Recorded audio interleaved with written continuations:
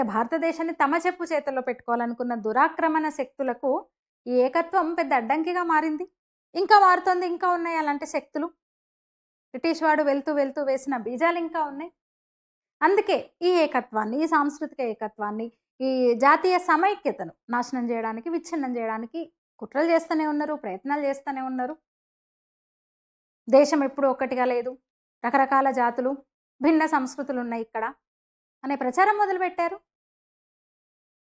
ముఖ్యంగా బ్రిటిష్ వాళ్ళ కాలంలో పూరి జగన్నాథ రథయాత్రను నిషేధించాలనుకున్నారు. నిషేధించే ప్రయత్నం చేశారు. 400 ఏళ్లుగా జరుగుతుంది రథయాత్ర. బ్రిటిష్ వాళ్ళు నిషేధించాలనుకున్నారు. అత్యంత వైభవంగా జరిగే రథయాత్ర మీద దుష్ప్రచారం వాళ్ళ నుంచే మొదలైంది. రథచక్రాల కింద పడి అనేక మంది ఆత్మహత్య చేసుకుంటారని, లేదా ఎప్పుడు ప్రమాదం జరుగుతుంది, వందల్లో చచ్చిపోతారని, అసలు యాత్ర అత్యంత అపవిత్రమైనదని, అశ్లీలమైన వాతావరణంలో జరుగుతుందని ప్రచారం చేశారు.